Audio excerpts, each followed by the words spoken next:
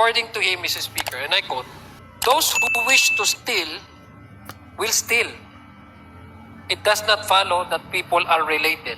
If they want to steal, they will steal." Na magkakamag-anak, magnanakaw. Kasi kung magnanakaw ang isang tao, hindi kinakailangan maging anak ng hari para magnakaw. Kung ayaw magnakaw ng tao, kihari yan, hindi yan magnanakaw. Totoo po yun na kung ang isang tao ay ayaw magnakaw, hindi magnanakaw. Pero kung ang tao ay gusto magnakaw, magnanakaw siya. Pero mas madaling magnakaw kung yung tatay mo ay yung nakabantay sa kaban ng bayan at yung tiyuhin ay siya namang may hawak ng susi.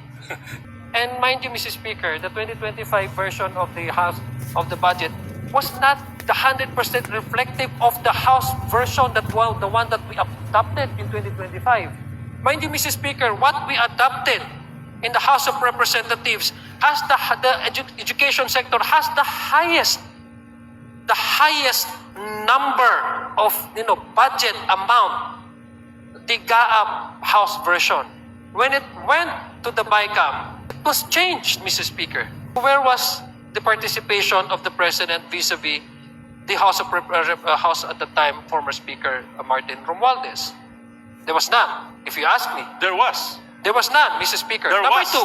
The House ratified Allow me to, the BICAM report. Mr. The House Speaker, again, ratified. I would pretend that the good gentleman from Caloocan is observing the proper decorum because I am under fasting, Mr. Speaker. I would humbly request him, for the sake of our shared Abrahamic faith, to please avoid shouting. Sorry. Because I can hear you. I can hear you quite clearly, Mr. Speaker. Mr. Sponsor, may I Thank just you. respond to you? Yeah, I will. Yes. I Allow me am first. not angry. Allow me This is first just to my continue. natural voice. And I'm very passionate about this because I've been fighting political dynasties for 40 years.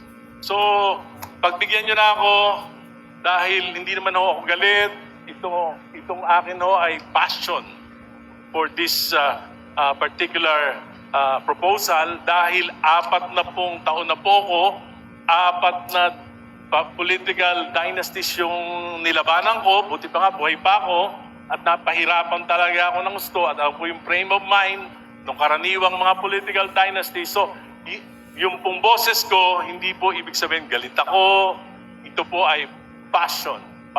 Salamat po. Maraming salamat po. Thank you for that explanation. I agree, Mrs.